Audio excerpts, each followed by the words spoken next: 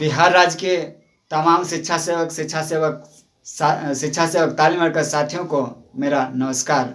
साथियों, आज मैं चर्चा करूंगा ग्रीष्मावकाश में जो एक लेटर निकली है 20 अप्रैल 2023 को ग्रीष्मावकाश में शिक्षा सेवक और शिक्षा सेवक तालीम वर्कर को समर कैंप चलाने के लिए, और दूसरी चर्चा करेंगे जनगणना कार्य पर, और तीसरी चर्चा करेंगे शिक्षा सेवक और शिक्षा सेवक के भविष्य के को लेकर के।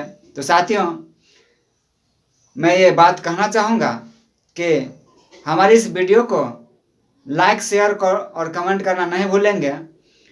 मेरा ये चैनल दिवाकर की लाइन्स आप तमाम शिक्षा सेवक तालीम वर्कर साथियों के विशेष सूचना देने के लिए आप तमाम लोगों के सेवा में हाजिर है। साथियों, मैं बताना चाहूँगा कि 20 अप्रैल 2023 को जो लेटर निकली है ग्रीष्मावकाश में समर कैंप चलाने के लिए, तो मैं ये बात बताना चाहूँगा कि हम लोगों के साथ जैसे शूद्रों की भांति ये व्यवहार हो रहा है। जैसे पहले शूद्रों को कहीं जाना होता था तो राजभवन में पहले एक सूचना देनी पड़ती थी कि हमें कहीं जाना है। साथियों, मैं बताना चाहूँगा कि जिन्हें 1,10,000, 80,000, 65,000, 45,000 जो मानदेय मिलती है, उनके लिए ग्रीष्मावकाश है। और शिक्षा सेवक जिसको इतनी कम मानदेय मिलती है 9,680 रुपये, जिससे उनका भरण पोषण नहीं हो पा रहा है, न इलाज करवा पा रहे हैं। इलाज के अभाव में लगातार काल के गाल में समाते जा रहे हैं लोग।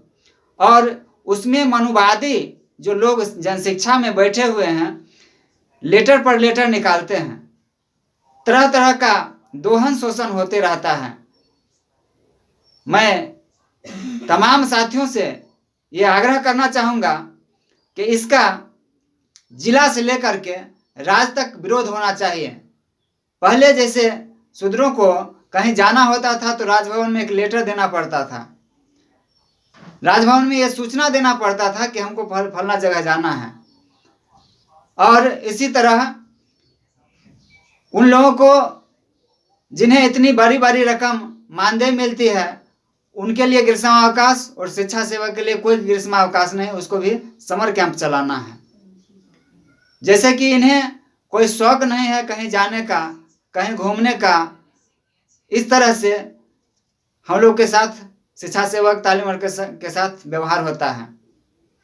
एक राज्य से लेटर निकली और जिसका संशोधन होना जरूरी है। हमारे न्यायालय में जो भी लिखा हुआ है, एक साथी ने ट्वीट करके लिखा कि कॉलम 7 को देख लीजिए, नंबर 7 को, उसमें क्या लिखा हुआ है। तो न्यायालय लिखा गया, न्यायालय में जो बन गया है उसको संशोधन किया जा सकता है। उसके लिए संशोधन करने के लिए प्रधान सचिव बैठे हुए हैं, हमारे शिक्षा मंत्री बैठे हुए हैं। तो इस बात का संज्ञान में देने के लिए हमारे प्रदेश नेतृत्व को चाहिए कि उनसे मिलकर के इस समस्या का हल होना चाहिए। नहीं तो जिला से लेकर के राज्य स्तर पर जो है सो इसका विरोध होना चाहिए। और एक बात बता देना चाहता हूं कि जितने भी साथी जनगणना कार्य में लगे हैं, वो जनगणना का कार्य करने का काम करेंगे। शिक्षक लोग बहिष्कार कर रहे हैं, वो अपनी जगह हैं और हम अपनी जगह हैं। मैं ये बात देख रहा हूं कि लोग कह रहे हैं कि हम विरोध करेंगे। तो मैं ये बात बता देना चाहता हूं कि किसी भी मामले पर क्या आपके साथ शिक्षक संघ खड़ा होता है क्या? आप ही लोगों से पूछना चाहता हूं कि आपके हितैषी कभी होते हैं क्या? जब आपका प्रतिनियोजन हो रहा था तो यही शिक्षक लोग जो बीआरसी में बैठने का काम करते हैं, 8 किलोमीटर से 10 किलोमीटर तक प्रतिनियोजन कर दिए हैं, जैसा कि हमें सूचना मिल रही है। और हमारे यहाँ भी हुआ है ऐसा, जहां 8 किलोमीटर के दायरा में अगर प्रारंभिक शिक्षक का जो अगर ड्यूटी है, कार्यरत हैं, तो उन्हें भत्ता मिलता है, आवास भत्ता मिलता है। और इतनी कम मानदेय में जो शिक्षा सेवक को जो नियम के विरुद्ध भी 8 से 10 किलोमीटर तक प्रत्युन्नजन कर दिया गया है, कहाँ तक उचित है। इसलिए मैं बता देना चाहता हूं कि साथियों, अगर जनगणना कार्य मिला है तो आप करें। ऐसा नहीं कि शिक्षक लोग विरोध कर रहे हैं तो हम भी विरोध करेंगे। जहां विरोध करना है वहां विरोध करने के लिए आइए। साथियों, अभी जो श्रेय लेने की होड़ लगी हुई है, ऐसे साथियों को मैं बता देना चाहता हूं कि ये जो 20 तारीख को जो लेटर निकल गया है, उसको सुधार कराने का काम करें, तब समझेंगे।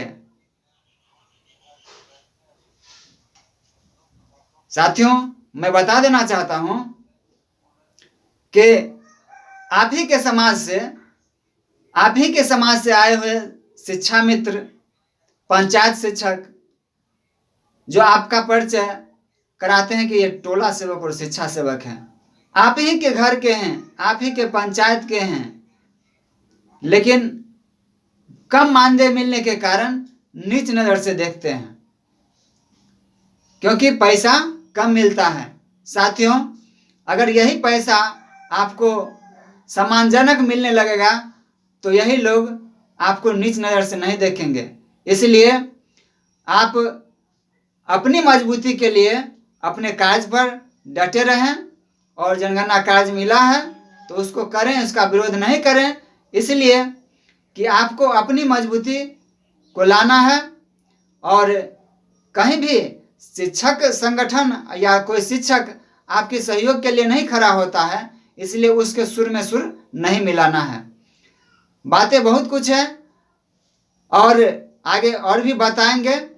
हमारी जो मांग है सरकार के समक्ष है, और हम देख रहे हैं कि हमारी जो मांग पूरी होगी तभी जो अगला का कार्यक्रम है कि भारी जनसंख्या भी हम लोग जुटाने का काम करेंगे, बशर्ते हमारी जो मांग है वो पूरा हो जाए।